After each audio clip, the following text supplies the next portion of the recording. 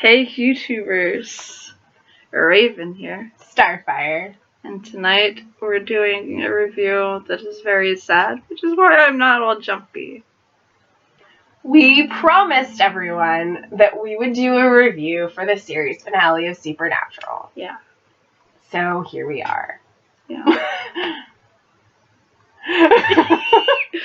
It's so sad. It is season 15, episode 20. Carry on. The series finale. This day was originally supposed to come a lot earlier in the year. Yeah. It was supposed to end in May. Yeah. So it's actually kind of good that it is happening now. I mean, like, either way, it was gonna end. It was this gonna way. end. It was gonna end this year, regardless. Yeah. Whether it happened in May, whether it happened now, it was going to end. It was inevitable. Yeah. 15 years is a great ride. It's a long ride. It's the longest running show for the network. It is the longest running show for that genre. And it's just exploded and become this huge community and fandom of people. Amazing people. That love the show so much. And like they said in that special they did before the episode, you know, at the heart, it's always been about family. Yeah. It's always been about these brothers and, like, their found family that they have, and, like, Cass and Jack and Bobby and, like, you know, Crowley and all these people. The family you choose. Exactly. It's the family you make. Yeah, and so, you know, I mean, with the conventions and all those things we've seen throughout the years, it is a huge community of people who just love these characters in this show. So, you know, it's hard for everyone. And even though I wasn't watching it from the very beginning, like, it's still special to me because, you know, it's like I did. Right, I mean, you've seen every single episode. I mean, for the last 5 or 6 seasons, 10, 11, 12, 13, 14, 15, I watched live. So, you know, it's still, in a way, been a part of me, even though I didn't see it from back in 2005. So, yeah, that's when I started watching it. I only saw it on reruns through TNT. Yeah, but that's how I watched Charmed. Was through reruns on TNT. I watched them both. They still show them on there too. Yeah, like I sat there and I watched both of them. Like I would spend all day in this. Like I would literally in the morning before I would leave for school, I would like sit there and watch Charmed. And then I would have to leave, so I would only be able to see like one episode and then part of the other one, and then I'd have to leave. But that was how I saw a lot of the episodes, and then that's why when I went back and watched it from the beginning, there were certain ones I'd already seen or remembered because I'd watched them. But yeah, so so I saw the first 3 seasons, like, I don't know, maybe 5 times before I started being able to watch everything. But yeah, I've been there since 2005. So you were an OG fan.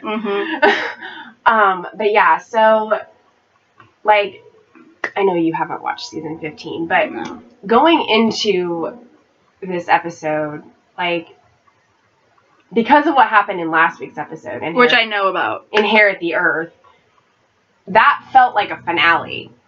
Like the way that they ended it, because they had defeated God, or Chuck, God, and Jack had the current interpretation of it. Yeah, and Jack had taken on this power and become God, the God that we think of as God. Right. And, like, did all of the things that God is supposed to do, whereas Chuck wasn't. Right. And so he basically restored things to the way they were supposed to be. And so the boys were like, basically, our job is done.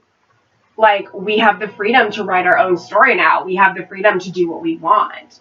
Like, yeah, they're still going to go out and hunt if there's things happening. Right. But, like, they don't have this big threat anymore that they have to deal with.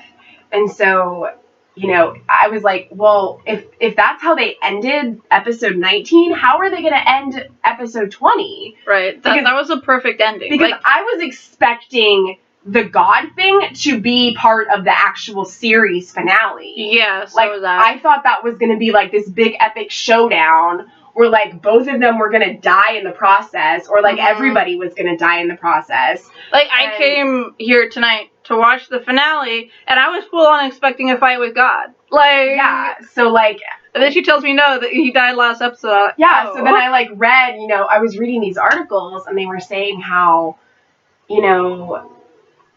it was, they were even saying too that it wasn't going to have any like surprise twists. It wasn't going to have anything like thrown at you from out of nowhere, like, oh, the whole show was just a figment of somebody's imagination, or it was a dream. Like, other shows have done that. They weren't going to do that with Supernatural.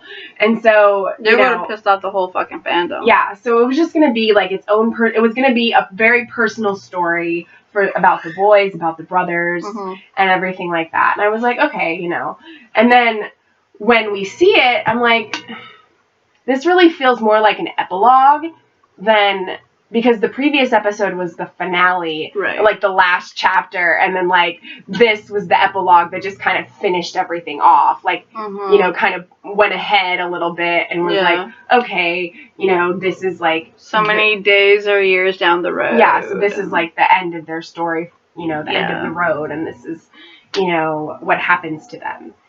And this is, like, basically, episode 1 was how this is the story of Sam and Dean, and this is how it starts. Yeah. And then this episode is like, this is the story of Sam and Dean. And there were a lot of people. And this is how it ends. Yeah, and I mean, I saw that reminds me of something. I can't remember what. And there were, like, I saw things on Twitter last night, when it was airing on the East Coast and everything. And, like, there were a lot of people who were disappointed. And they're like, Dean deserves so much better and all this stuff. And, like, he didn't deserve to die, like, on a nail or whatever. And all these things. And I'm like, but he's always said that they would go out fighting. He would. He would go out fighting. Like, he always said that. Yeah. And he even tells Sam, he's like, this is how it's supposed to be. This is my destiny. Like, this is, He's like, this, no bringing me back. Yeah. This is how it ends. Like, this is it. This is how it's going to be. This is what's going to happen. Yeah. Like, you can show them. So Jensen posted this picture on Instagram. Pointy. Excuse me, set deck? Can we get this removed, please? But there was somebody, that just reminds me, like, I said Pointy, and then I thought of Buffy, the steak named Mr. Pointy. But there was somebody that I was talking to on Instagram who also watches the show. She's actually the one who made this candle. And she had watched the episode earlier, and I was like, people thought Dean deserved way better than to die that way. And I was like, but, and she's like, but it was how he was always supposed to go, fighting. And people forget that Sam and Dean always won fights because Chuck wanted it that way. Human Dean with no almighty God at the reins. It was a great way to go out taking all those vamps and saving kids. He got to say goodbye, and I feel like they were telling us how to live on without the show. And then when he said, always keep fighting, gosh, and she put the crying emoji. But like, I know how, like, me kind of being heartless is kind of like a running gag on this channel. I full on cried. Oh, I had tears streaming down my face. Like, I was, like, laying right here watching the show. She was sitting over here, like, not looking at my... I knew she was going, and I was like, I'm going, like, oh, my face was probably red, like... I'm glad that we sat here in front of this, putting this recording off for so long, so that my eyes wouldn't be so red anymore. Yeah.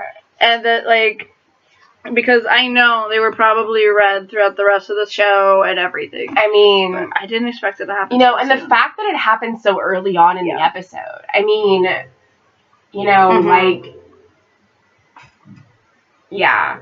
Right. A lot of people were like, there's still half an hour left. What are they going to do? You know? Like, the second he fell onto the nail, I was like, it's only 15 minutes in! I think it was about, like, 20. I know, but, like, I mean, you know, it felt like... It did, yeah. Not much... Nothing had happened. Really happened, yeah. And I was like, it's only 15 minutes. What the hell? And I was like, why are they focusing on that nail on the wall? I was like, when she said that, I was like, he's probably gonna use it to bash the dude, like trick the guy or whatever. Right? Like I thought, like, and then he hits it, and you're like,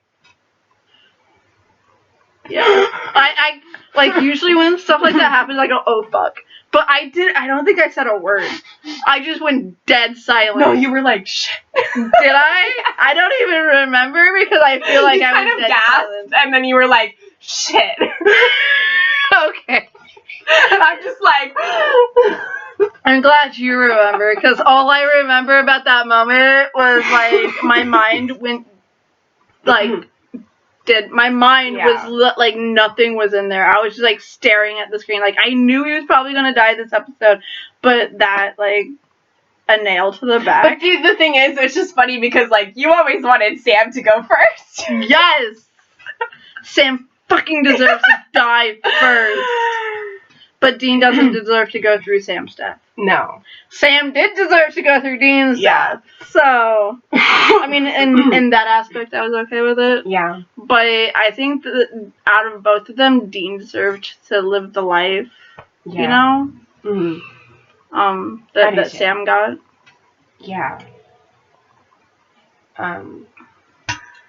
But, yeah, I mean, like...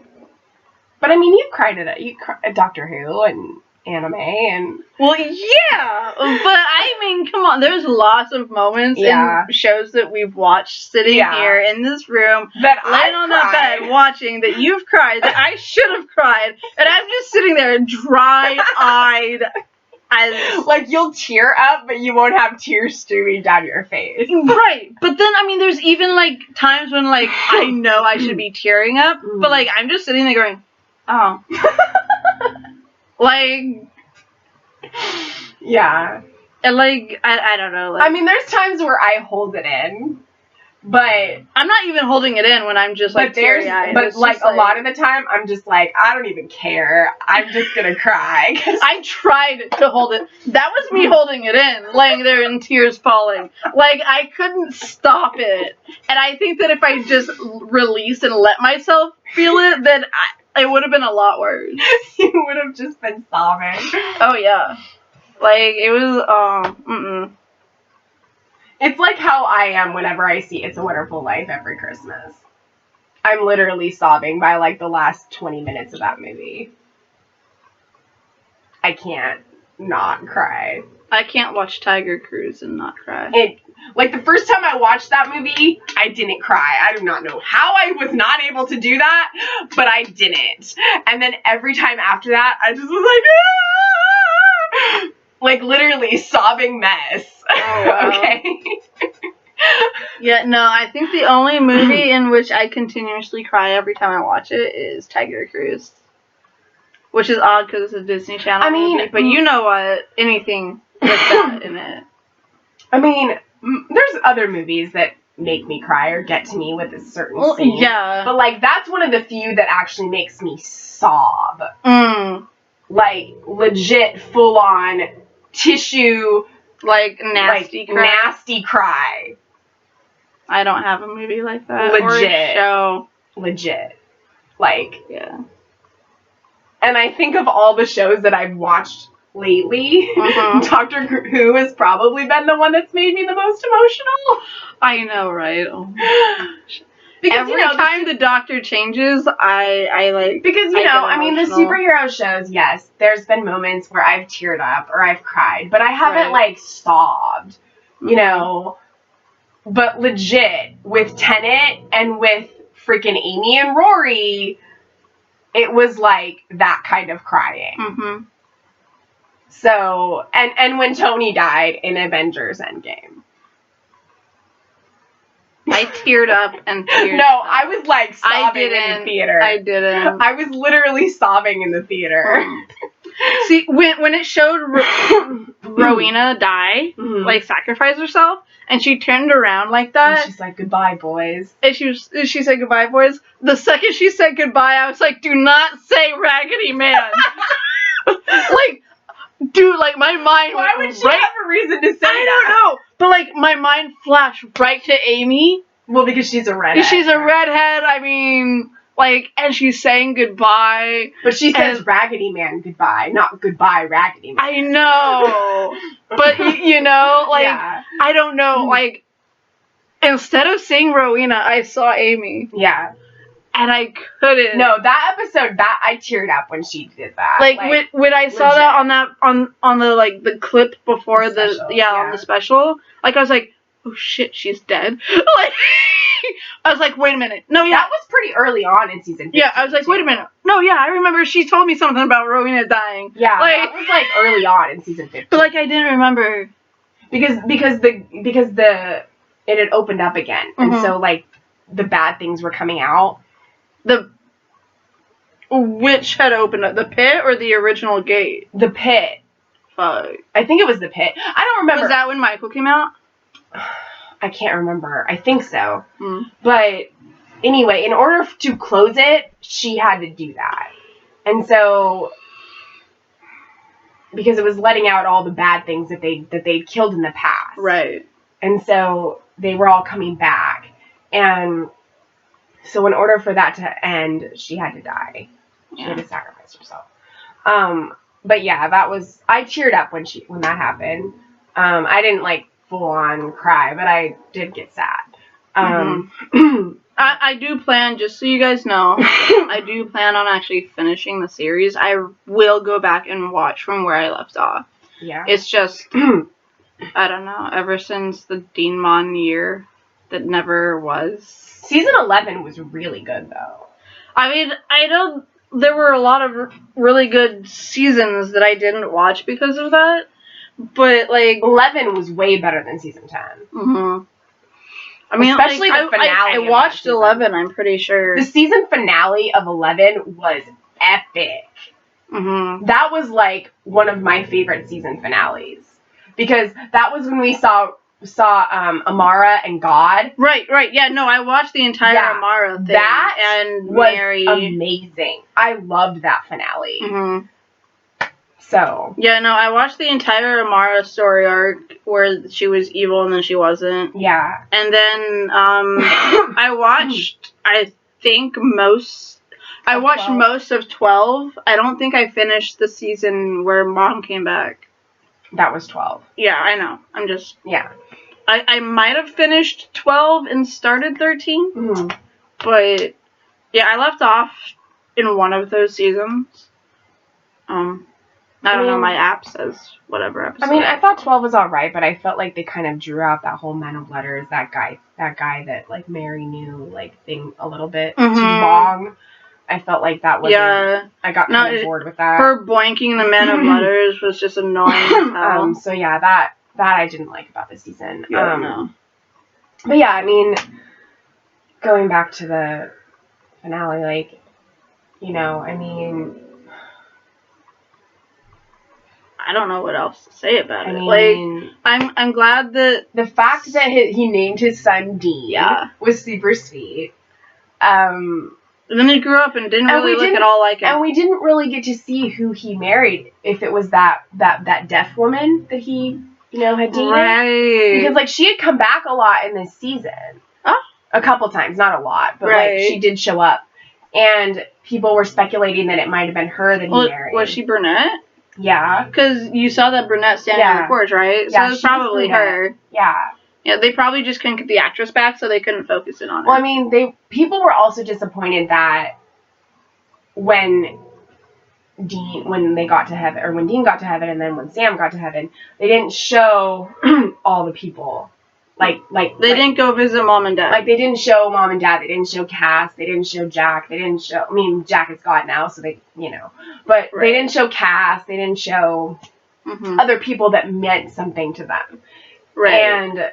But I mean, technically, Cass is an angel, therefore he wouldn't be in heaven. And what he did, like on his last episode, what he did was he stopped Billy because Billy was gonna come in and actually kill them.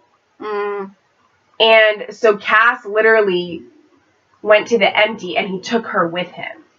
So like the whole black like stuff encompassed him, and he like went to the empty.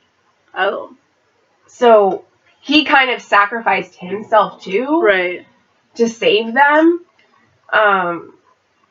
But because of what Jack did, he probably made everything right. Right. Because like Bobby said, you know, Cass helped. Did everything that. Yeah, and that Cass helped. Right. And so, you know. But Cass is an angel. Right. So he's not going to be hanging out in heaven with them. Exactly.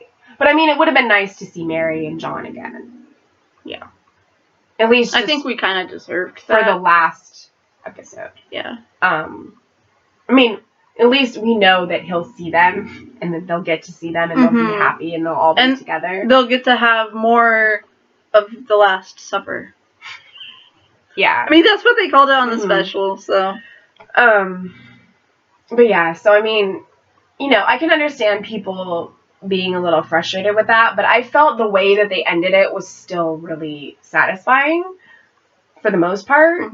I mean, I am left curious though. I mean, like, I think every good series that's like this will end like giving you like a little taste for more. Right. And that's the fact that the son came up with the tattoo on his arm. Yeah. And I'm like, is he a hunter? Exactly. You know, like, you promised Dean you'd keep fighting. Because it's the family business. Exactly. So, yeah, he probably is. But was Mom okay with it? Yeah.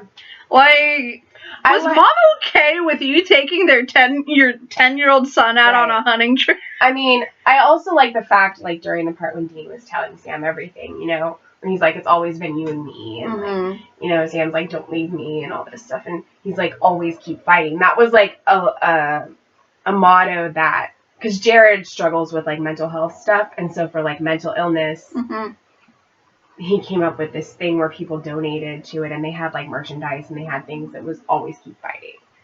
And so I thought that was a really nice way to kind of, like, pay tribute to that. Right. And to just have that as, like, a reminder, and everything, so.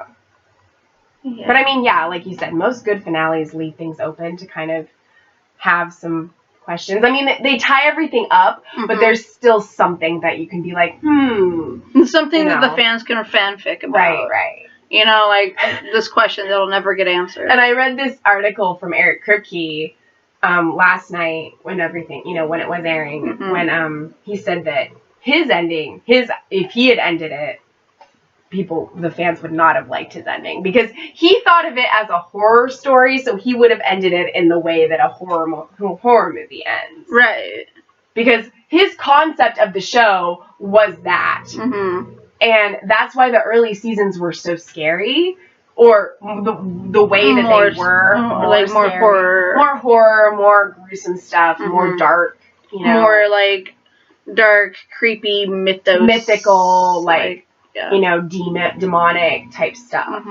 And so, because he really played around with the mythos of that, or the mythos of that.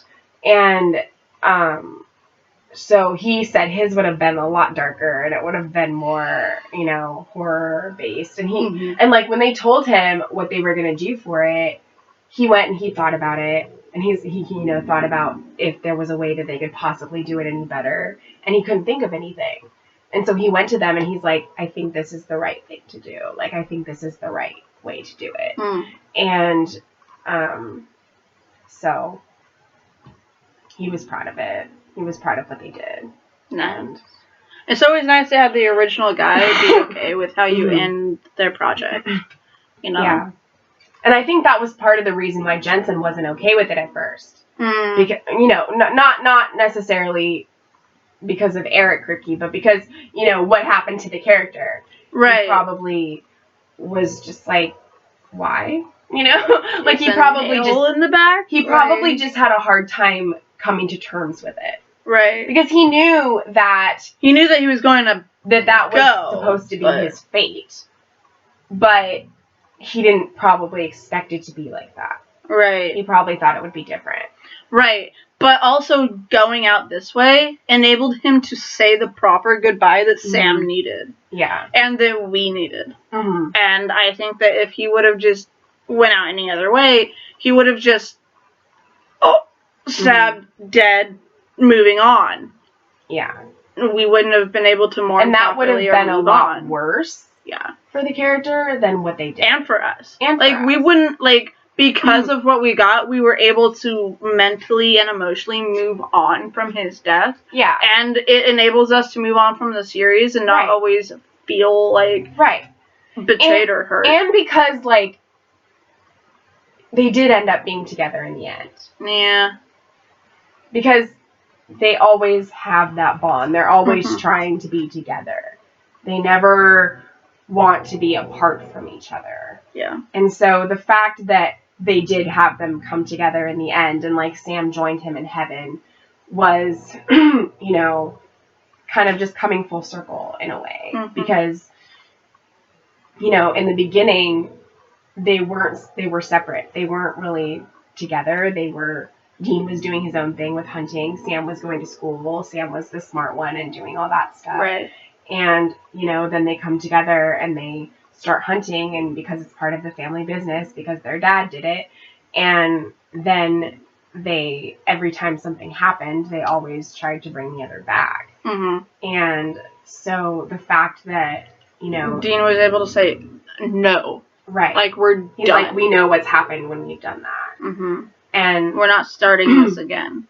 And I know in the moment when that's happening to somebody that you love so much and somebody that you don't think that you can physically be without, you feel that in the moment, but eventually you learn to be okay with it. And you learn. And it looked like Sam was eventually at peace with it. And you learn to live on your own like that. You learn to live by yourself. And he had his wife and his kid and everything like that. But, you learn to just kind of accept it. Mm-hmm. It's still there. It's still sad. It still hurts. Yeah. But you learn to accept it and move on. And I heard it put it this way recently, that the moments of grief that you feel is the last act of love you can give to the person that's gone. Yes, love them and grieve them, but don't let it consume you. Mm-hmm. Just like letting love consume your life is not a good thing, letting grief consume your life is not a good thing. Yeah. They do the same thing to you. It ruins your life. Yeah. So moments, the moments of grief is okay, moments of love or whatever is okay. I mean, you always love the person. Right. But you live your life. Right. And because you can no longer physically show them that you love them or tell them. Yeah. Grief is the final act of love you can give it's your someone. way of learning to accept that. Yeah. And learning to move on without them. And still being able and still remembering them and still even loving them. Years later, decades later, you have a moment of, oh my gosh, I really miss them. Yeah. And you have moments of grief, and it's it's that's okay you showing them wherever they are in the universe that you still love them. Right. And I think that's a beautiful thing. Yeah, it is. And I mean, it's okay to miss someone. It's okay to still love them after all that time. It's okay to have those moments where you see something that reminds you of them or whatever. That's your way of remembering them and loving them. But but with the same way with love, when you're in love with someone, it does consume you. Right. But you also live your life, and you also are you. Mm-hmm. And you don't let it cripple you. Yeah, you're always going to love them. You're always going to be wanting to be with them or whatever. But if you just let it be the only thing that you think about and it constantly consumes you, you're not living your life. No. You're just constantly just staying in that space of, love, love, love. Like it, because if something goes wrong, then you worry that, it's going to end or whatever. Like, you just have to live your life while still loving the person. Yeah. Just like you have to go on living without someone when they die and have that grief, but only have it temporarily. Yeah. And then throughout the years, you'll have moments of it. But it's not, because people that have let it consume them, they don't get better. No. And I mean, it's okay to be in that for like a short amount of time. Right. Because everybody grieves in their own way. And everybody has ways of coping and dealing with stuff. But as long as you just let it be temporary and you go through the stages and you know that eventually you'll be okay. Yeah. And you'll get better. Because, it does take time. It does. And you have to heal. Yeah. So, yeah, I mean, in the moment, right after it happens, of course it's going to suck and it's going to hurt like hell and it's going to, be this like ache, in your heart of, not having this person there anymore. Because they're such a big part of your life and who you are. Just like in this episode when towards the end, when Sam was old, like he's had his son, he's watched him grow, he's clearly moved on, but he still took that moment in the Impala to go, oh my gosh, like I need you, like I miss you so much. Because he never let him drive it. He did drive it though. He did a couple times. Yeah. But he didn't like him to drive it. Right. So like when he touched the wheel though, like he just broke down. Like it was like, I need you back. I need you right now. I need you. Right. And like he was grieving for his brother. Right. And then I love too how like they paralleled like when Sam says, it's okay, you can go now. And then when Sam dies, the son says it to Sam. Yeah. Or like right before he dies, he says it to Sam. It's okay, Dad. Yeah. You can go now. And it's just like, Right. And it was the same way, like how Sam put his hand on Dean and then Dean put his hand over Sam's. Like, then you have Dean putting his hand on Sam and Sam putting his hand over Dean. That was just, and then the way that was like a parallel that they did that, it was so cool. Yeah. I love parallels like that. I love that kind of stuff. Those details. Right. But yeah, like, it also makes me think of, in Endgame when Tony's dying and Pepper puts her hand on his chest. And she's like, we'll be okay. Yeah. And she's like, you can go. And like, he's like... And it was kind of similar to that. Yeah. But, because at that point I was just gone. I was just like, already crying. But, yeah, so it, and then getting to see Bobby and getting to, share that with him because he very much was a father figure to them. Yeah, and I loved that line about this is like having my first beer with my dad. Yeah.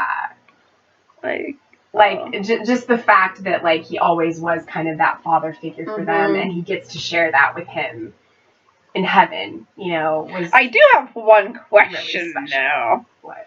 Is heaven. Why the fuck you got this cheap-ass beer that tastes like shit? Like, what? It was probably just for memory purposes.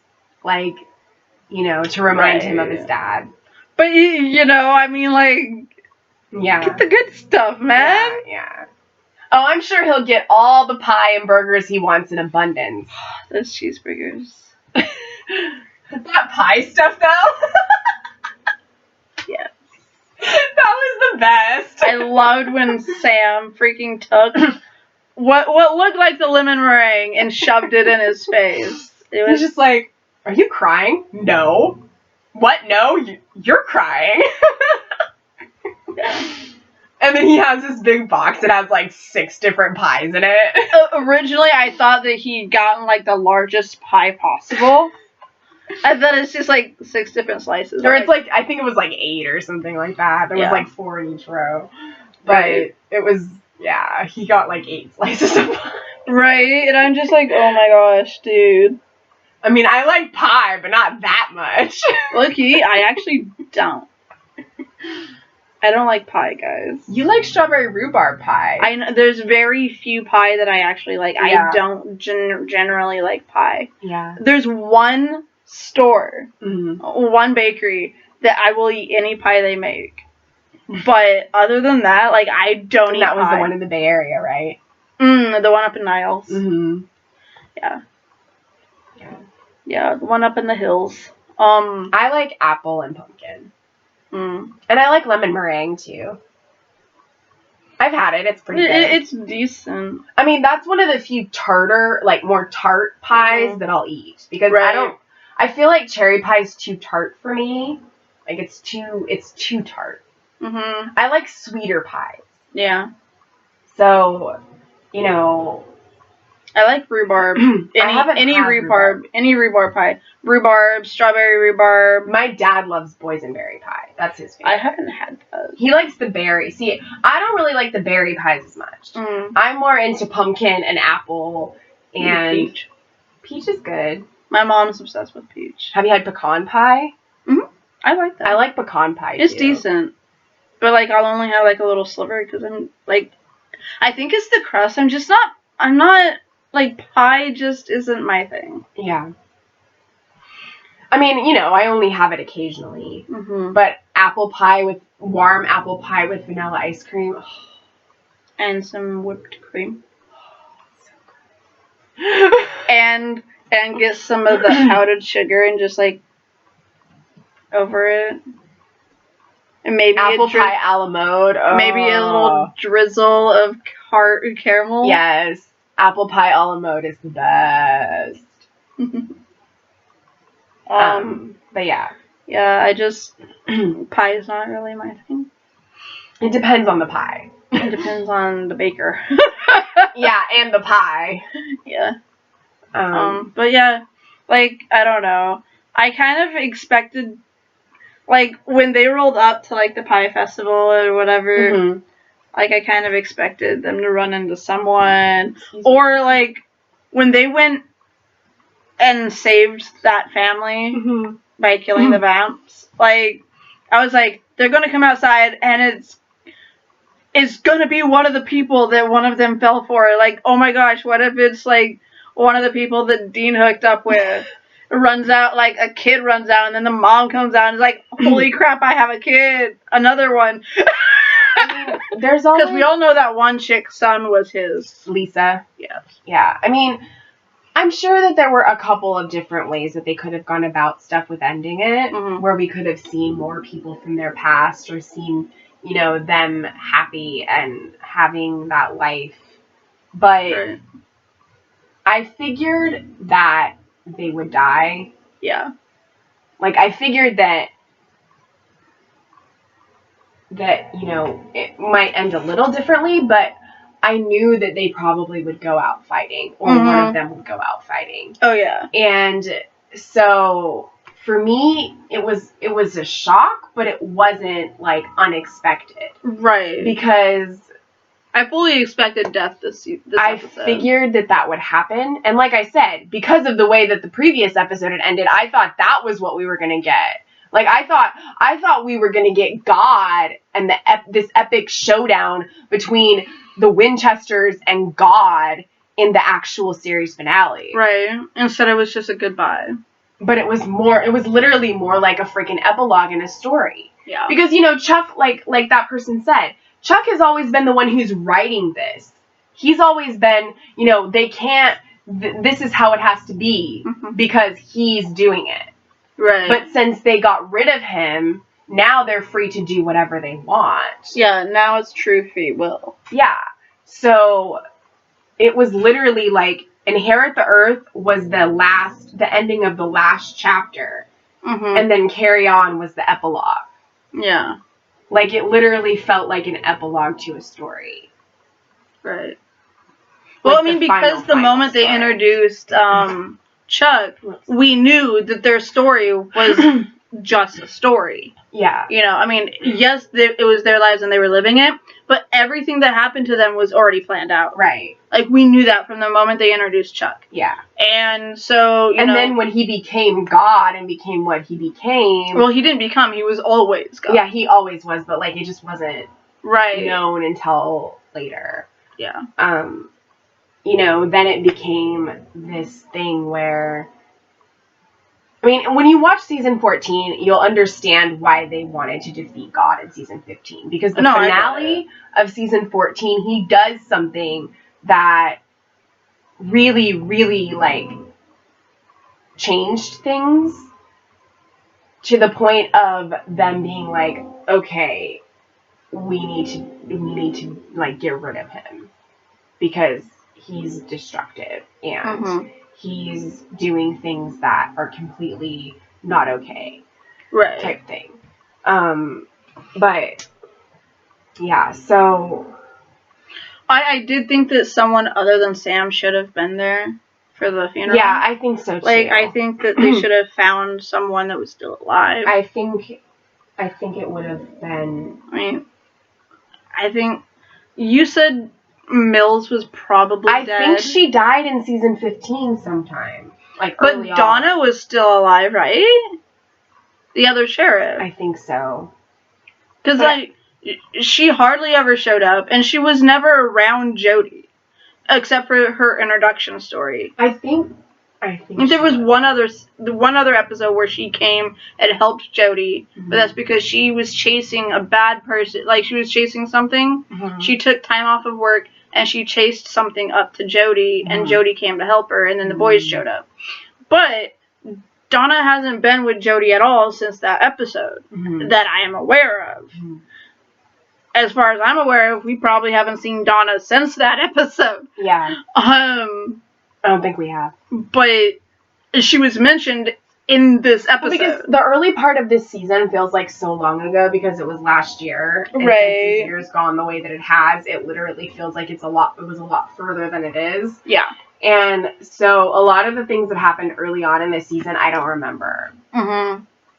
So, like, I mean, if Jody's dead, whether or not she's dead, like, Donna should have showed up. Because, I mean, she looks up to those boys so much. Yeah. And then, like, if Jody's not dead, she should have been there. She was, though, I think. Yeah, I'm just saying, if she wasn't, she should have been there. Like, that's not okay. And if she was dead, they should have mentioned which house she lived in. Why wasn't she with Bobby? Yeah. Why was she not with Bobby? I'm pretty sure she died. But if she didn't, then she should have been with Sam. Yeah. And where were her daughters? I mean, why wouldn't her daughters show up? You know, like, they were really close to the boys, too. I think maybe they did it the way that they did because they really wanted to show Sam having to deal with this stuff by himself. Yeah. They really wanted to show that. Yeah, but, like, without him. Right, that he was alone. But if the others are still alive, then he's not truly alone. He still has some support out there. Yeah. And it's just, I don't know, like, that bugged me. Yeah. Like, no, I understand. Even though, like, the majority of their crew were dead, it doesn't mean that, like, he was actually alone. He still had people out there that knew about what he did, that supported them, but maybe couldn't or weren't ready to join them. Like, what about that thin-ass guy that, like, saved their lives with the explosion? Yeah. He didn't die in that episode, right? Where the fuck was Garth? Like, he should have been there. Yeah. Like, I mean, I wonder if Sam did inform everyone of Dean dying. Because he was by himself. Yeah. I mean, I'm sure he did. But I don't know. Like, they probably just wanted it to be a very singular thing. Yeah. Because it was about the brothers. Yeah, but I feel like Dean deserved more. He did deserve more in that sense. He did deserve to have the people that were still living that would miss him show up there with Sam. Yeah. And Sam deserves the support. I mean, you guys know from when we used to do reviews for this. I hate on Sam a lot. I do. And if you watch those previous things, then you know the reason. If he wasn't the way that he was about certain things, it wouldn't be an issue. No. And, like, when we start talking about the rest of the series and our overall thoughts and how we loved it and whatever, like, you'll probably hear me bitch about Sam. And I'll probably explain why. Again. Mm-hmm. But, like, for this moment right here, whether or not I have issues with Sam as a character or as a person or whatever, he deserved to have a support group. He did. And there were people that were still alive. The only family that he had left. Right. Michael's gone, Jack's gone, Dean's gone, Cass Bobby's gone, Cass is gone. I think I said Cass already. Oh. Well, the people that he was the closest with, Jack, Cass, Bobby, they're all gone. And now Dean. And Rudy, he's gone. And now Dean. And Dean was literally, like, aside from Cass and Jack, was literally his other half. You know, because of the way that Dean said goodbye to Sam, the brother shippers are gonna make a field day out of that. You know that, right? Because of how that went down, those brother shippers. People did it for Destiel. Oh, I know. When it was Cass's last episode, and Cass was saying goodbye, they said that was a literal confession of his feelings to Dean. Yeah, I know. I got the tweets, and I'm never on Twitter. I'm like, are you on my notification? I watch it, and I'm like, I was sad, like I was tearing up over it, but I wasn't thinking like, oh my gosh, he's confessing how he feels to him. Yeah, he said he loved him. He also loves Sam. But he loves all of them. Exactly. He's an angel. He can't actually love. Right? I mean, like, what were some of his first words, like, in the special? I'm an angel of the Lord. Well, that was the first time we see him. Right. That was his first episode. Exactly. Like... But, I mean, he changed definitely a lot throughout the years. Right. But, I mean, like... An angel of the Lord. Yeah. Like, I'm sorry, like, God doesn't just love one person or, like, have a favorite human. He loves all of us equally and without... Cass was just a vessel. Right. And so, like, there's an angel in there. It was a human vessel that the angel was using. Right. And so, angels are, like, our protectors and, like, all of that. Like, they don't...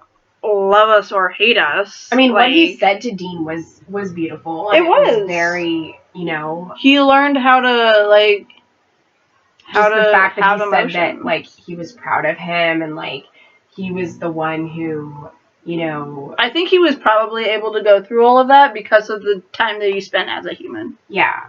So, you know, I'm not trying to, like, say that people can't ship them, because I'm not the type of person who's just going to go bashing on people's ships. No, I support your ability to ship Destiel. I do not support your ability to ship the brothers together. I don't ship them, and I never have shipped them. Right. I've always considered that a found family bromance type friendship. Right.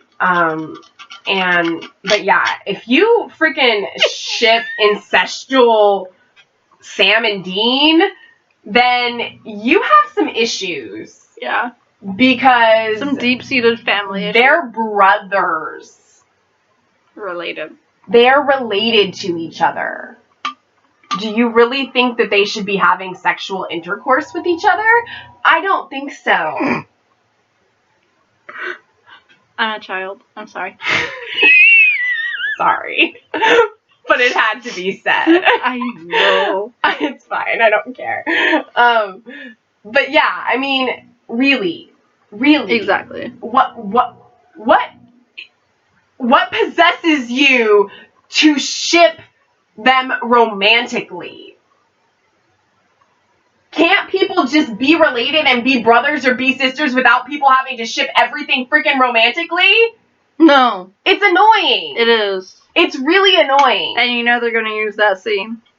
Like, for justification. I'm sorry. I'm not trying to offend anybody. I'm not trying to say people can't ship whatever the heck they want to ship. Right. And have, like, crackhead ships and all this stuff that they want to have. Whatever, that's fine. They can use that for fan fiction. I don't care.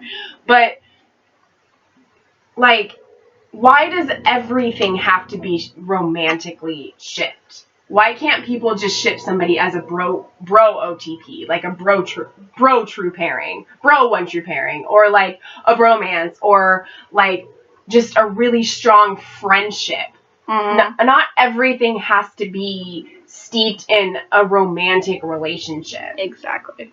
Yeah, two characters might have really good chemistry with each other, but maybe they just have good chemistry as friends.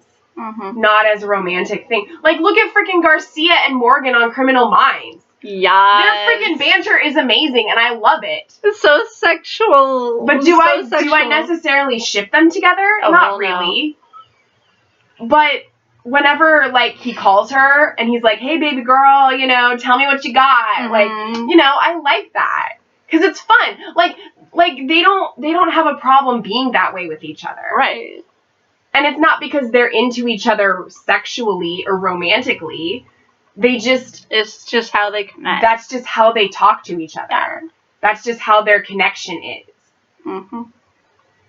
And, you know, I'm not saying that, like, they shouldn't, but I don't ship that. Oh, hell no. I don't ship that neither. I mean, he's definitely very, very attractive. Whew. Hell yeah. But, you know, I think of that. I just love their banter. I love listening to their banter with each other. Oh my gosh, when he leaves, I miss it so much. Like, it's one of my favorite things about their relationship. He only left because he got the lead role in SWAT. Oh. Yeah. So it's been on that long? Oh, wow. Yeah.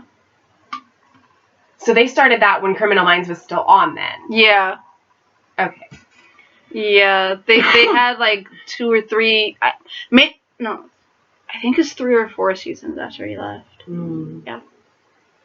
Yeah, but anyway, like, just using that as an example. I mean, mm-hmm. You know, a lot of times if they have really good chemistry, like, you know, they do end up putting them together at some point. Right. Or whatever. But I don't feel like once people see somebody on a show and they just automatically ship them, and there's, like, not really been even that much stuff with them just because they have good chemistry, it's like, well, what if they just make them be friends? What if they just have them be really, really good friends with each other?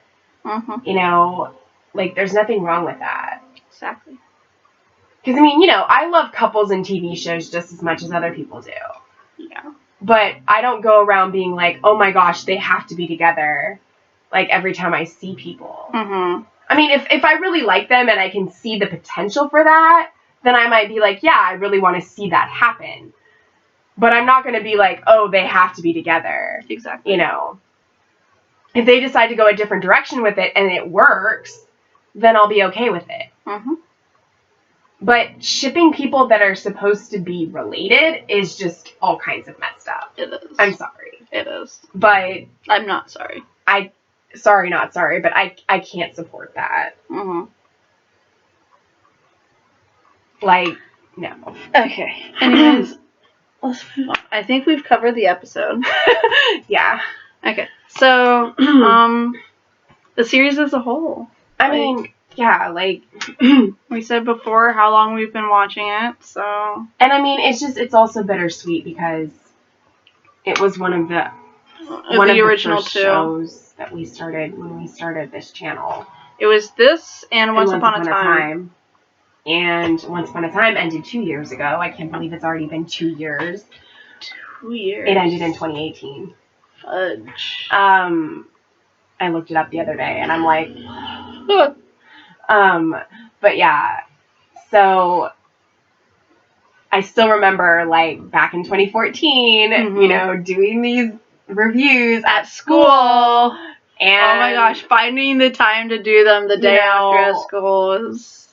Well, because we had a lot of time where we were just hanging out. Right, we had time between classes. And we took the same bus, and we lived, like, pretty close to each other, so, like, we just stayed there. Yeah. And so, like, we would find the time to do it. You know, when I was still in the process of getting caught up with the show, because I had started it that summer. Right, and you binged it hella fast so you could start that season. Yeah. And you were fighting, like, all these, like, things in the magazines and stuff, and all the articles, and you came up with what we were going to talk about, because I was just like... I'm just waiting for the clips on the trailers and stuff. Yeah. And Comic-Con. That's all I was waiting on. You were finding everything. I got like a TV guide that had stuff about it, and like the Comic-Con stuff, and like all of that. I mean, okay, for all of you young people, a TV guide. It's now a magazine. I know, right? That's so sad. Like, it used to be this big book. Yeah. That was, like, black and white pages. Well, it's not necessarily big. It was about the size of, like... It was just, like, a little, like... A Nancy Drew novel. Yeah. And it just was, like, black and white. It had all the listings for, you know, that month or whatever. And at the beginning when the episodes came on, what channel they were on... And at the beginning, it would usually have interviews with people or articles, because whoever was on the cover of the TV guide, there was usually like an article in there about that person that they interviewed. I died when Kirk Cameron was on there. I have so many TV guides, like vintage TV guides. We just cut the pictures out that we wanted to keep and tossed the book. We did.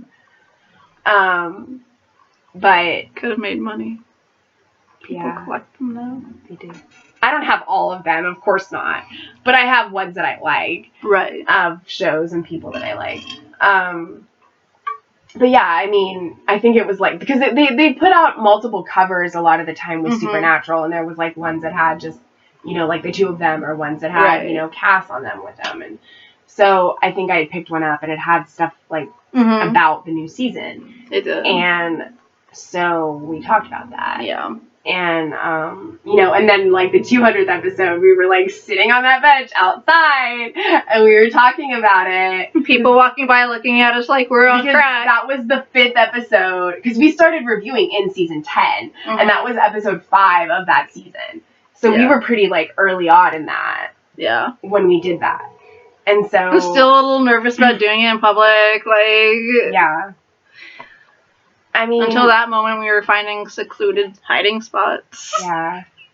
But I mean, just, you know, but going on about the show as a whole, like, you know, it really just was this 15-year journey of these characters going through all the things that they went through and coming out stronger and, you know, continuing to fight for humanity and for, you know, themselves and for everyone, you know. I mean, because at the beginning it was very much about their dad. It was very much about them finding him and getting revenge for Mom. Yeah. And then brother drinking demon blood because Sam's a dick. Yeah. And then after season 5, it just continued to take off and become this huge thing. And, you know, while some of the seasons post season 5 are not that great, there's still the Leviathan. I hate the Leviathan. Season 6 was good. 7 was okay. Yeah. 8 was good. 9 was good. 10 was 11 was good. 12 was alright. 13 was pretty good. 14 was pretty good. 15 was good. But, I mean, I don't know. Like, I just feel like so many of the moments were early on that made it so great. Like Frontierland and, like, you know, Yellow Fever and French Mistake and Changing Channels and, like, all these just fun episodes. Because, you know, it's such a dark show. And Scooby Natural, and just having these shows in there that really kind of just bring that comedy there. Right. And kind of make fun of, like, the industry and, like, have the satirical side to it. And you know, like, the fan episode, you know? When Yeah. you had all the fans at school, the girls get together and do their little thing. Yeah, and I mean the 200th, when they do that special play. Yeah, that's what I was talking about. Yeah, that. And, you know, and then Scooby Natural, it was so cool to see it done animated and be, you know, merged with Scooby-Doo, which is this, like, iconic, you know, scary cartoon. Right. That everybody knows it. Like, it's an episode everybody could resonate with, because everyone, whether you're into something as trivial as Scooby-Doo or not, you've at least seen one episode. You know what's going on. You know the premise. You know the whole thing. Right. Like, for me, I actually knew what episode they were doing. I had seen that episode like a bajillion times. And I was like, oh my gosh, I love this episode. And, like, watching them do it. I didn't know what episode they were doing, but I was just so happy they were doing it. Like, watching them do it, go through it, I was like, oh my gosh, like... Well, because it had been so long since I've actually watched episodes of Scooby-Doo. Because when I was a kid, I was watching that all the time. I loved Scooby-Doo. Yeah. I had a Scooby-Doo lunchbox. I had clothes. I had all these things, like, because I loved Scooby-Doo. But, yeah, I didn't remember. I don't think I remembered what episode they were doing at the time when it was on. But... I just really liked it and thought it was so fun and awesome. I remembered the house and what was going on in it. Like, I know I've seen that I've probably seen it before. I just didn't remember which one it was. Yeah, like, I knew what was going on, and then it's like, no, it's a real one. I was like, oh my gosh! I have the 2 seasons of it on DVD, or the 3 seasons of it on DVD. Oh my gosh. Because they had them at Target. Which series is it? Where Are You? That's the original. Yeah. That's the best. It is the best. Because this is the 1st and 2nd seasons together. Oh my god. And then this is the 3rd season. Yeah. My guys. Back then, Shaggy and Scooby were my spirit animals. What I wish was that there was one of them that was like a girl who was kick-ass and wasn't scared, or always the damsel in distress. Like, Velma wasn't scared. No. And she was always just like, She was the smart one. You know, like, like, I mean... She was the nerd. Yes. And she was supposed to be that way. But, like, you had Fred, who wasn't scared of anything and would always go up like, the big macho man. Where was the macho woman? I mean, of course, I know that was very much of its time, and because it came out in 1969. Yeah. So. But I wish we could make a version of Scooby-Doo today where we have that. Yeah. I mean, Sarah Michelle Gellar tried to do it in the live action, and she did a fairly decent job. She did. Anything she's in is amazing. Same. Yes. Same with Jared. Jared Padalecki?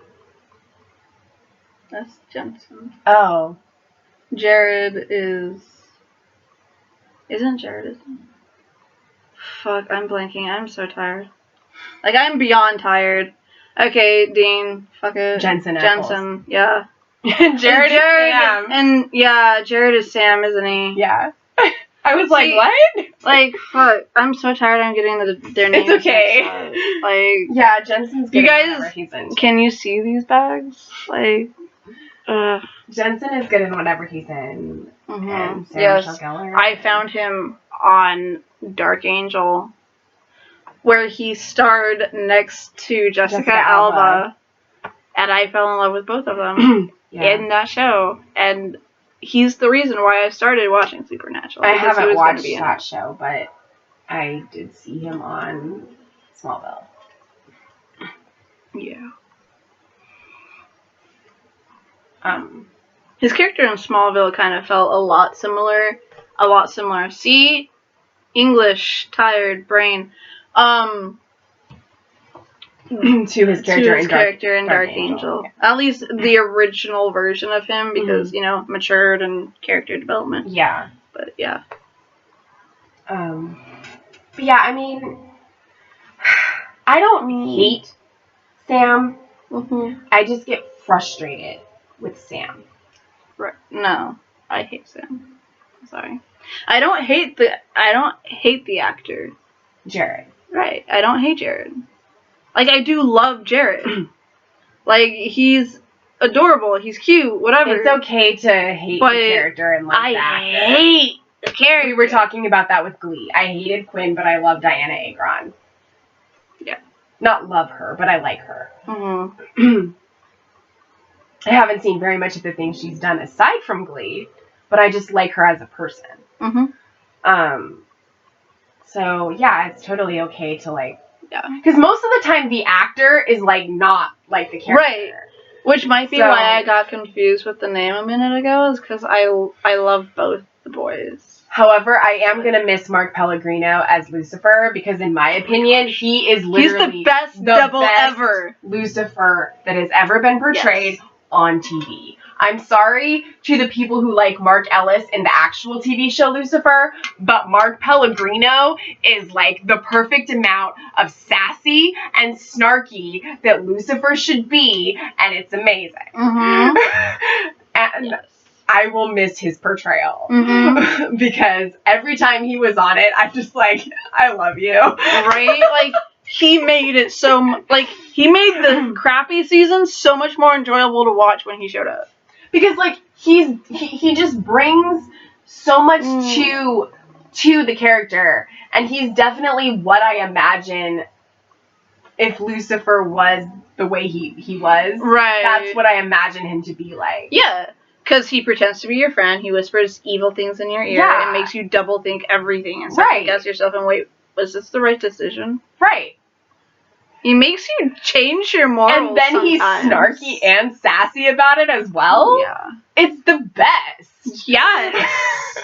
That's why I love Hades so much on Hercules, because he's exactly like that. Yes. Maybe that was his inspiration. He's like, I'm gonna be like that. I don't know, but Hades is the best. Right. He's one of my favorite Disney villains. Yes. Just. You know, not on Once Upon a Time. No, but on Hercules, the animated Hercules, yes. So good. Both of them. I love when like, ever. I love when characters have that, like, snarkiness to their character, and, like, and when, like, you know that they're supposed to be like that. Yeah, and they bring that sass and snarky stuff. Oh, it's so awesome. Yeah. I love it. Especially when they're portraying something in the real world. Yeah. That, whether or not it's a mythical thing or not, whatever, like, it's known that being or whatever is supposed to kind of actually be like that, and then they actually portray it like that, you know, then yes. It's so because, good. Like, I mean, a lot of the times, Lucifer is always portrayed as this evil, menacing goblin thing that is horrible and ugly and everything, but everyone always forgets, like this show pointed out, he was an angel. Yeah. Like, he's not this ugly, demented creature. Angel. He's like this beautiful, magnificent thing, this being. That went away from God and became a fallen angel. Right. He probably still looks the same way he did when he was in heaven. Yeah. I mean, the only thing, like, nothing has changed about him. His mind still works the same way it did when he was up there, because he thought he could dethrone God. And he still thinks he can dethrone God. Like, that's the whole thing. Yeah. But, like... I mean, I haven't watched Lucifer. I haven't either. I think Mark Ellis plays him, like, snarky, too. I don't know. But from the portrayals that I've seen, Mark Pellegrino is the best Lucifer. Yeah. Just like John Cryer is the best Lex Luthor. He is. I'm sorry, but he is. I'm sure the OG people will say that Gene Hackman was the best. And I'm sure that other people that are huge Smallville fans will say that, you know, Michael Rosenbaum was. Right. Which he was. He was the best version of him that young. But John Cryer is the best older version. Is the best older version of Lex. Yeah. You can have it both ways, Smallville and Cryer. Yeah. But you know what? well, at the end of the day, it's the same character, and you just have to look at it as like, you know, different maturity levels because one is younger than the other. Right. So, because it's also at different points in Superman's life. It's true. So, you know, you can look at the Supergirl, the Superman in that universe as the same one that was portrayed in Smallville. I mean, they're not, obviously. That was pointed out in the crossover. But that's why I also really liked Crowley, because he was also snarky too, and he had those lines, and he had that stuff that he would say, and it was just like... You know, when they first introduced him, like... And he came on, and he became kind of like this regular that would always, like, bitch at the boys. And we didn't know if they were going to do a whole Angels thing. I never imagined they would bring Angels into it until they did. So I never thought we were going to get a Lucifer. Right. I thought he was, like, going to, like, they were going to be the King of Hell, and that was it. I thought he was going to be the devil. He wasn't the King of Hell at that point. Oh, yeah, he was. Was he? No. Oh, okay. He was just a Crossroads demon. Oh, that's right. He was the lead Crossroads demon, though. That's right. He was the head guy. It's a long right. But, like, I thought that they were just gonna, like... Didn't he first come in season 5? No. Didn't Dean make a deal with him? In season 3? He might have, but we didn't see him until, like, season 5. Did we? Was that when the Angels came? They came in 4. 4? Really? 4 was when Castiel first came. Well, I just didn't think we were going to get, like, Lucifer and the devil stuff. The Angels were introduced in season 4. Okay. See, because we were doing... Okay, then my thought process wasn't that. My thought process was...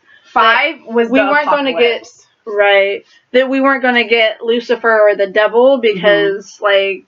You know, we weren't actually going to touch that. But because of what happened in season 5, it was kind of inevitable that we would get Lucifer. Right. Because it was the apocalypse. Right. So, but, like, I mean, you know, originally when he came around, until we actually got Lucifer himself. Yeah. I actually thought that they were going to turn Crowley around and make him the devil. Because, I mean, even though we got Lucifer... We never got the devil. Yeah. And, like, I don't know. Some people see them as two separate identities. But they're not. Right. Like... Lucifer is the devil. Right. That's his human name. Yeah, that's the name we gave him. Not human, but that's the name that we gave him. Right. But, like, I do think that that it would have been great if they gave it two separate identities. Two separate people. Because, like, you had Lucifer, but he's been gone for so long. His first episode was in season 5. Okay. But, like, he's been gone for so long, right? He was, like, trapped in this other dimension prison thing. Well, who's been in charge? The devil. Yeah. You know, like, that was just, like, where my mind went. Well, we don't have Lucifer, we have the devil. Let's just do that. And what if Crowley was actually the devil? Don't we first see Lucifer in 5 too, or is that before that? I don't remember. I don't particularly care anymore. I know, I just don't remember. But yeah, you know, like, I thought they were going to make Crowley the devil somehow. Yeah. I mean, the King of Hell kind of did it. Right. But, like, he never actually came out with the title of the devil. It was the King of Hell. Yeah. And I'm like, but that title doesn't belong to you. That whether or not he's there is Lucifer's title. Yeah, we first saw him in 5 too. You know, like, that was Lucifer's title, period. Yeah.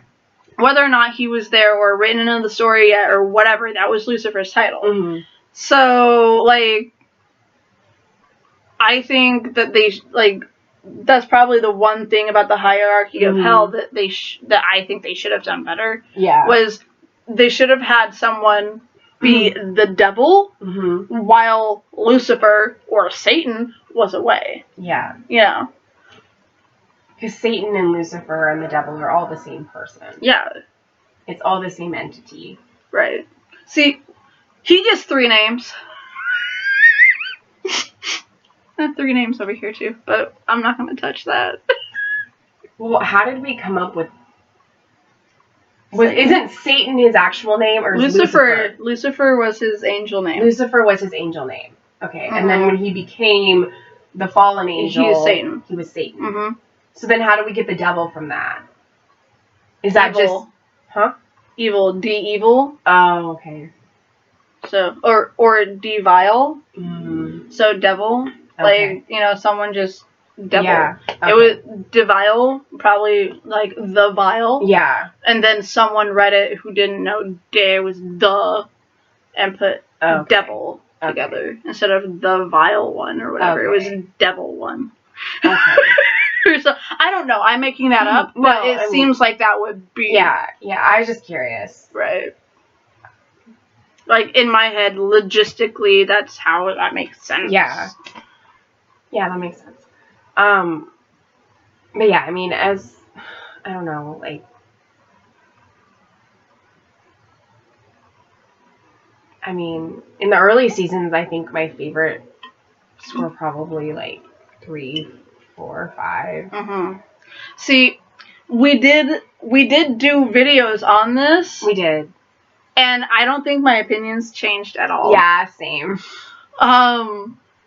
I couldn't tell you what I said before. Right? Like, we full on prepared for that one. We had character arcs written down. We did, like, our top favorite Dean episodes. We did, like, all of that stuff. Top favorite Sam episodes. Yeah. Top favorite seasons.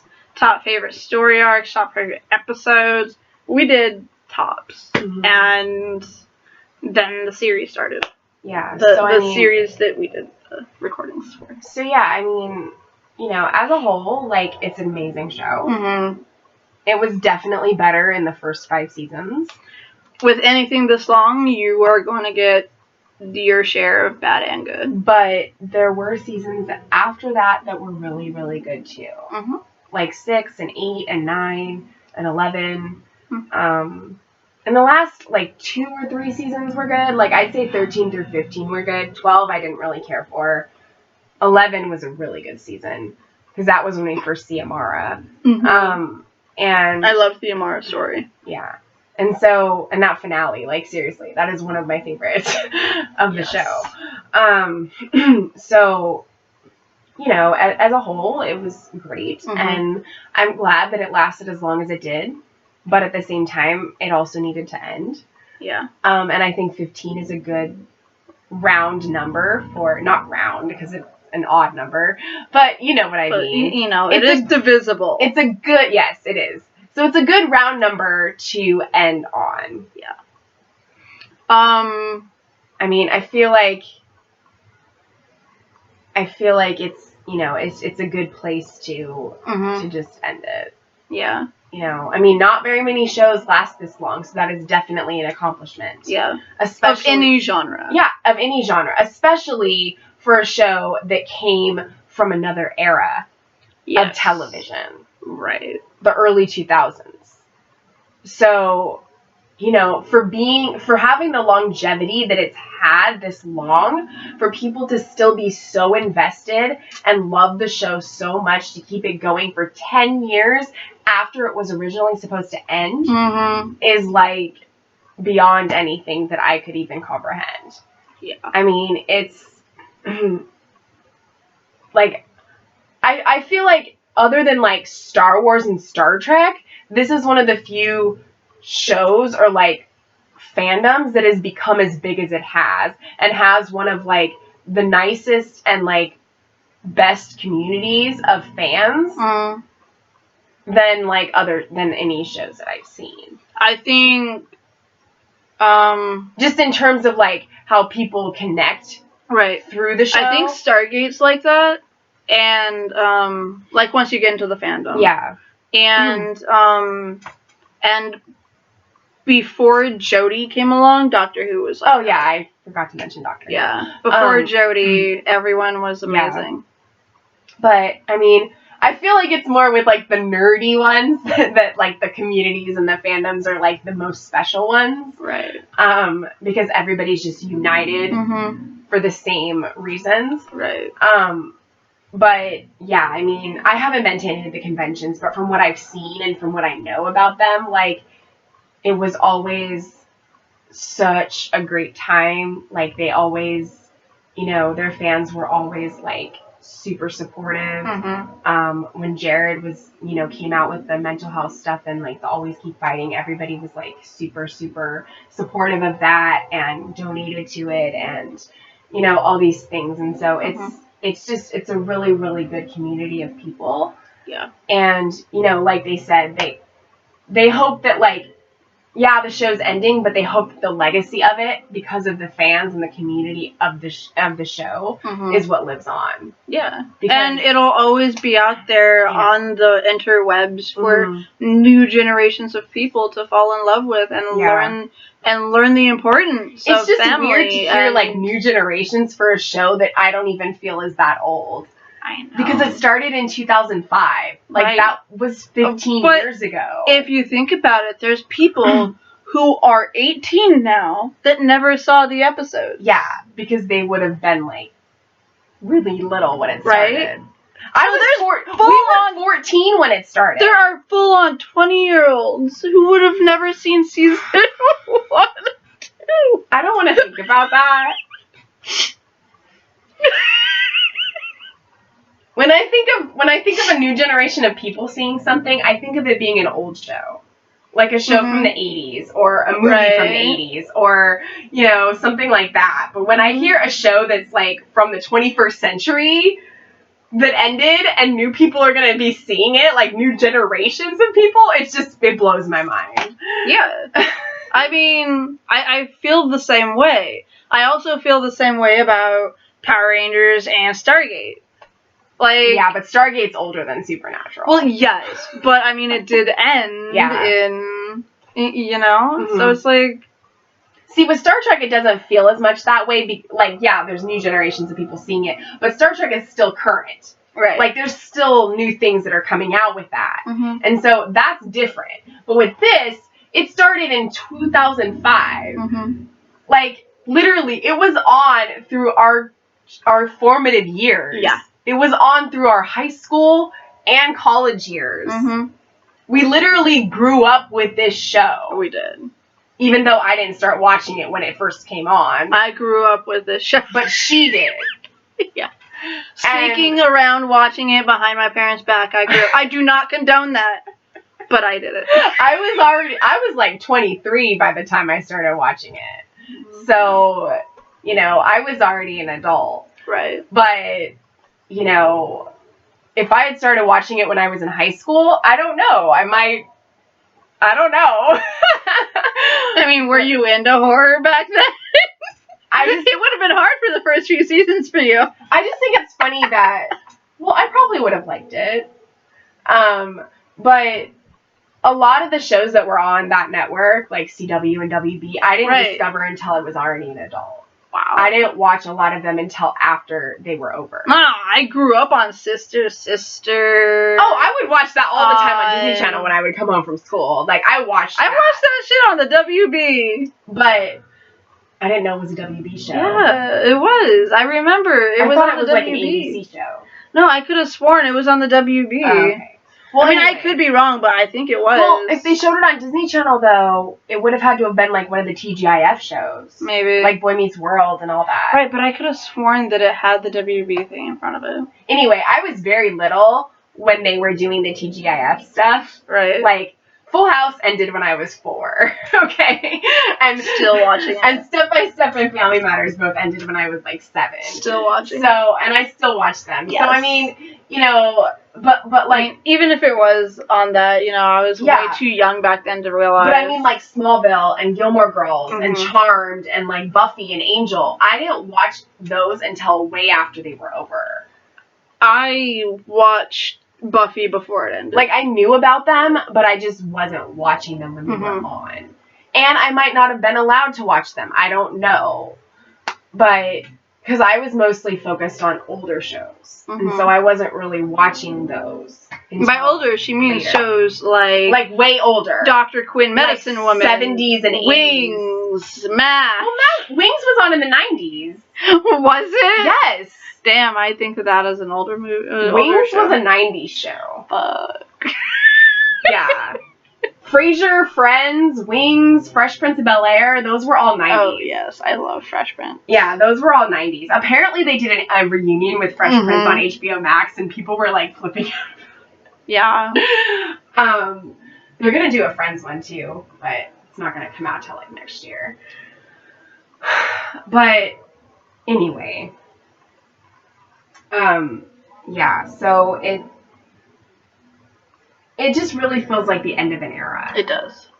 It is. Even though it started in the 21st century, it literally feels like the end of an era. Because, and it is, you know, because, like, you know, especially with TV nowadays, most shows are short seasons. Mm-hmm. They only last 4 to 5 seasons, if that. Like Black Lightning. Maybe they only meant for it to be 4 seasons. Maybe. But they never got to introduce freaking Static Shock. Yeah. I mean, it could be because of COVID, or it could just be because they meant to end it at 4 years. 4 seasons. I don't know. Yeah. But anyway, like, you just don't see shows last this long anymore. Mm-hmm. I mean, you know, the only ones that are really way past 15 seasons that are on right now are Grey's Anatomy and NCIS. Those are literally, like, I think the only 2 shows that are... No. Are they? SVU. Oh, yeah, SVU. But that's a different genre. Well, yeah, but I'm just saying. Yeah, SVU, like Law & Order, the original Law & Order went 20 years. Mm. Yeah, but SVU is current. Yeah, SVU is on its 22nd? I think so. No. It's like 24th or something. No, I think it's on its, like, 22nd. Really? Yeah. Okay. It got when it was on its 21st, I think it had gotten renewed for, like, 2 more or 3 more seasons. Yeah, I'm a couple seasons behind, so. But yeah, like, SVU, NCIS, and, what was the other one? Grey's Anatomy. Grey's Anatomy is on its 17th season. Oh, damn. For a medical show, that's a long time. Oh, yeah. I mean, any show, that's well, ER went 15 seasons. But Grey's Anatomy is probably the longest running medical show. Yeah. That we've had. Medical drama, okay? Not necessarily medical show. Medical drama. Yeah, it's drama. The longest medical drama that's been on. I just wanted to clarify that because, you know, there's, like other medical shows. Scrubs and there's, Well, I mean, like, not just, like, Scrubs, but I mean, like, actual medical shows, like, you know, like, the birthing show. Or like Untold Stories of the ER. You're right. Like, that's probably on, like, what, its 30th season? Like, that thing's been on since forever. I don't know. But, yeah, so I wanted to clarify medical drama. Yeah, no, that's fine. Medical drama, yeah. So, Law & Order SVU started in 99. Okay. See, I don't know when it started. I just watch it. It's gonna have 24 seasons, but it's not on its 24th season. Okay. It's on its 22nd season. Okay. See, since I don't have TV anymore and I watch everything and streaming, Criminal Minds went 15 seasons. Yeah. So, I mean, you know, like, we're seeing a lot of the shows that started in the early 2000s that went as long as they did coming to an end. Mm-hmm. Like Criminal Minds and Supernatural. And because Criminal Minds ended this year, too. And last year. No, it was this year. Was it? It was like February. Oh, that's why it feels like last year. Yeah, I know. It was early this year. But yeah, I mean, there's only like a handful of shows that are even past 15 seasons, or went as long as they did, and so you know, it really is a milestone.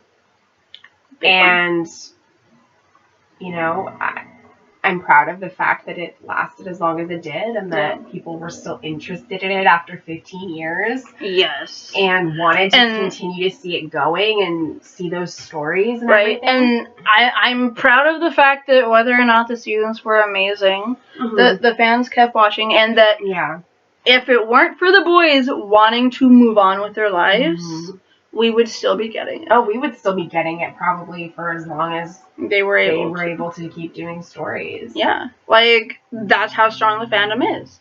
I mean, they might not have been as good because at some point, you know, when it gets to that many seasons, it's hard to come up with a lot of good stories. Right. Because they start to become repetitive. Well, it was hard by current standards. I mean, current seasons were hard to come up with. Yeah, and so, you know,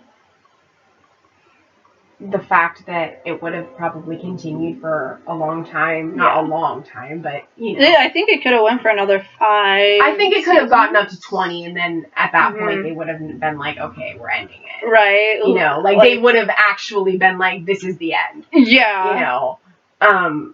But the fact that Jensen and Jared wanted to end it and, you know, move on, even though they love it and they were proud of it, like, they just wanted to move on. Yeah, I mean, the characters were kind of stagnant at this point. There wasn't any more maturing that they could do. Yeah, and there wasn't really much more that they could do other than have, like, Monsters of the Week, which we've seen, like, so much already. You know? And, like, I mean, at this point, there's nothing more that their characters could do. Yeah. Like, they started out, and we watched them grow and mature. We've reached the end of their maturity, and we just kept going. Yeah. So their characters weren't changing, they weren't evolving. And when that happens, roles tend to get a little boring. And I think, too, like, if it had gone on for too long, then it would have worn out its welcome. I think there were some seasons where people felt like that. Yeah, and I feel like, you know, that's why a lot of times I like the fact that the creators make the decision to end it when they think that it's the right time. Right. Because they don't want to stay around too long and, like, not have story and just becoming, and not have the show be at its best. Yeah. They want to still be giving you things when it's really good and it's at its peak and, like, the characters are still, you know, maturing, and, like, once it gets to the point where there's not much more they can do with them, then they need to end it. Yeah.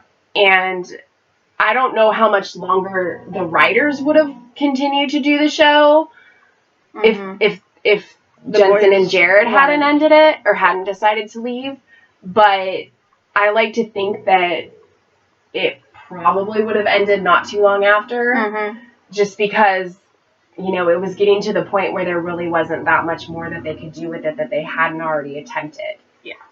And, you know, there's only so much you can do with, like, there's a lot of mythos and there's a lot of magic and there's a lot of things you can do with those kinds of things. Yeah.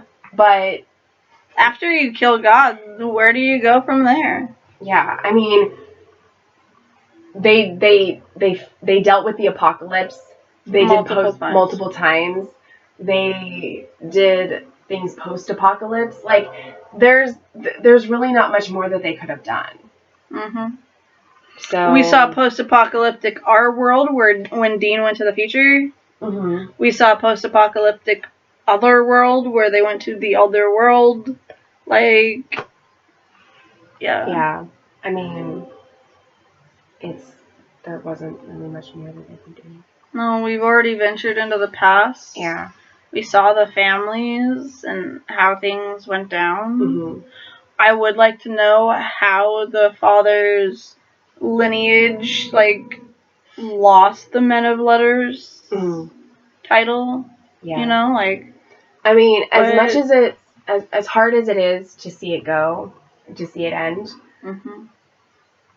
at the same time, I'm kind of glad that it's over. Yeah. Not because it's bittersweet. Not because I didn't like it, but because I feel like it was just the right time to end it. Yeah. Because I feel like if they'd gone on any longer, it would have just not been what it would have become even more stale and stagnant. Yeah, it would have become the show that we didn't want. Right. And at least this way we can remember it fondly. Yeah. And not be bitter about how something ended or, you know, whatever. Like, we might still want more things to have happened in the last episode, but we can move on knowing that they're at peace and they're happy. Yeah. And that's all we want for characters that we're invested in, is for them to be happy. And, yeah. So. You know, one happily ever after we never got to hear of or see the entire night, even with the special. What? Fucking Charlie. Not even a name drop. I wish they would have mentioned Cass and Meg too, because I loved Meg Steele. Oh yeah. When in the special, when they went back and showed the other, like, the rubies and stuff, like, I was like, oh my gosh, they're gonna show Meg again, like, they showed Joe. They did. So, yeah. What was her mom's name? I don't know, but why wasn't she there with Bobby? I don't know. So, I mean, yeah, that is something that I wish that we would have seen some of those other people there with them. Mm-hmm. But, you know, at least, like I said, they're together, they're happy, they're in heaven, they're surrounded by all the people that they love. Yeah. And what more could you ask for? Yep. You know? So. I could ask for Charlie. Yes. She died, and we never got to know if she actually did get to go into the sack with Dorothy Gale. Well, we did see her a couple episodes ago, and she was with a girl. But was it Dorothy? I don't think so. Because remember, she ran off to Oz with Dorothy. And she came back because the boys needed her, and Rowena killed her. It was Rowena, wasn't it?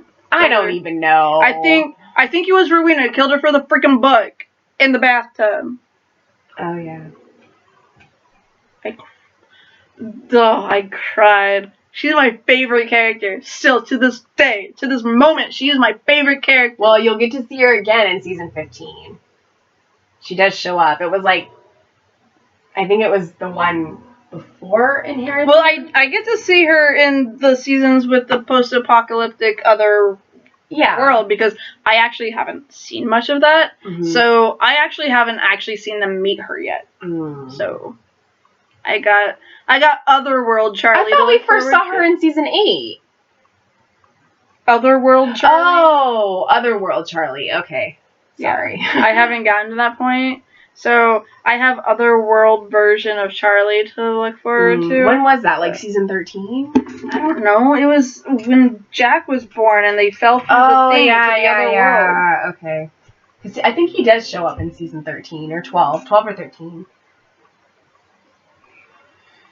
I can't remember. But yeah, when they went to go save Mom from the world where angels killed everyone. Mm-hmm. A world where they weren't born, so they couldn't save people. Yeah.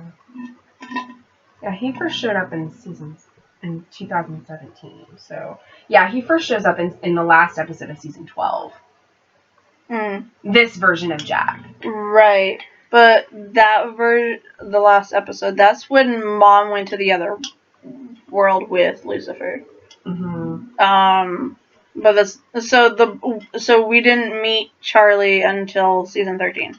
Okay, let me see. She was in 11 episodes. So, oh yeah, season 13. Yeah, you're right. So we see her season 13, episode 18 and 22. And then season 14, we see her in that episode, and then 15, she was in Despair, which was so episode 4 18. More episodes of her. Yeah. But they should have mentioned when they did guest stars. They should have. She has her own show, The Guild. So good. Mm-hmm. But, I mean, when they did best guest stars, why wasn't she on that list? Yeah, so she was in the one that was before Inherit the Earth. She was in episode 18. Like, I don't know. I mean, they put Jody Mills on best guest star. I'm sorry. The only other thing I know her from is The Sweet Life of Zack and Cody. Best guest stars over Charlie? I mean, she was an amazing character. I love Jodie. Yeah, they definitely should have included Felicia Day in that set. Jodie and Charlie are my favorites. Yeah. They're my top 2. They should have at least mentioned her or had her, like, showed clips of her or something. Right. Like, I will hashtag forever bitter. No Charlie love. Charlie love down in the chats. Come on. Hashtag love for Charlie. It was good to see her again, though, in season 15. It's always good to see her. Yeah. But But anyway, I mean, you know, I don't really have much else to say, really. Yeah. Like, I mean, you know, like, I'm glad they ended it when they did. Mhm. And it sucks that it's, like, finally over. But yeah, it's okay. You know, it's just another chapter ending. Yeah. And we'll find another show to be obsessed with. That's how things work. We're already doing superhero shows on The Outpost and Winona, so yeah. I kind of think that Winona is kind of like Supernatural. Yeah. I'm not sure how much longer that show will last, but you know. I think it'll go probably about 5 seasons. I don't think it's going to go much past that. I know. So hard to get this season out. I mean, it was already hard enough for them to get season 4, so it might get a couple more seasons, but I don't think it'll get like more than like 5 or 6. Right. But at least tell us before you're canceled, okay? Yeah. I mean, it depends on how long Emily Andros is wanting to go with the story. Yeah. She might only have it planned out for 5 seasons or 6 seasons. You know? I mean, a lot of times they have a set amount of seasons that they want to tell the story in. Yeah. And when they're done, they're done. Right. That's what they're going to do for This Is Us. They have it set for 6 seasons. And they're currently on season 5, so it's going to have 1 more season. That's sad. And then it'll be over. Yeah. But the guy who created it, Dan Fogelman, said that he planned for it to be that long. Mm-hmm. So, you know. Yeah. Yeah. It's like a book. Mm. Just like Supernatural is the ending of a story. It was a good journey. It was. It was a fun journey. It was. But it needed to end. It did. Yeah. I mean, it was an enjoyable journey. It was. And sharing the part of it that we did with you was always fun. Yes, and I'm sorry that like I didn't do as many reviews as I could have done, but I really was having a hard time doing it by myself because. And I'm sorry that I left. I couldn't continue if I didn't enjoy it. Yeah. And I wasn't enjoying it. I wasn't really enjoying doing the reviews because, for me, it was becoming to not, I just wasn't having the time, or I just didn't really feel like what I had to say was worthy of being reviewed. Mm-hmm. I felt like I was forgetting a lot of things and I didn't really know what to talk about because there have been so many seasons, and I think the last reviews I did were like in season 12. Because I did do the videos for season 11 because I really liked that season. So I remember doing like the finale for that and like all of that. And I think I did it into season 12 a little bit, and I might have done some sporadically after that. But I just felt like it wasn't quality content. Yeah. And I know that we continued doing Once Upon a Time even after, but we stopped doing it after a certain season, and then we came back for the final season. We did. Well, not necessarily the entire final season, but we did some episodes and we did the finale. But I mean, we wanted to do this because, you know, it was one of the first shows that we started to review together, and it was special to us, and so we felt like, you know, we should at least do that. Yeah. I mean, we're saying goodbye to something that helped start our channel. Yeah. And better than Once Upon a Time. Yes. And I think that, like, you guys deserve a goodbye, we deserve a goodbye, and so we're giving it to you and to ourselves by doing this. Mm-hmm. So, since this is the end, we can't say until next time. Until our next video, come watch us do the superhero video reviews and the Outpost, and the Outpost, and Winona. When they come back, the Outpost is currently airing, so you can go watch that, and it's on a new night on Sundays, so you're not going to be getting the reviews for those right away because I'm not available Sundays. So it will have to be sometime during the week. Yes. So we'll try and come up with a day that mainly usually works for us. Yeah. And we'll try and do it then. But since you have different days off each week, I'm almost always working the same schedule at the beginning of the week. Okay. So usually you'll either have Thursday, Friday, or Friday, Saturday, or the weekend, or something like that. Right. But we could maybe do it before work on a day. I don't know. It's up to you. Like, we'll make it work, and we'll get that out within the week. And so you can always go find us there. And my cat. It's like, shut up already. So yeah, you can find us on that. I think the light is really bright, so we had this light like that. And if you ever miss us and you want to hear our commentary on anything, you can always message us on Twitter. She'll reply, and I'll get a text about it. Or you can just go back through our playlist and find the older views if you want to have some nostalgia. Yes. I'm embarrassed by watching them, so I won't. But if you leave a comment on videos, we will look at it. We will respond. And tweet us, and I'll find out one way or another. Probably her texting me about it. But yeah, so if you want to continue conversation about it, feel free. Hopefully you've enjoyed our Supernatural reviews that we have done. Yes. And my bitching about Sam didn't annoy you to all end like it did me. Yeah. So I guess until another review for another show. Yeah. Carry on. My wayward son.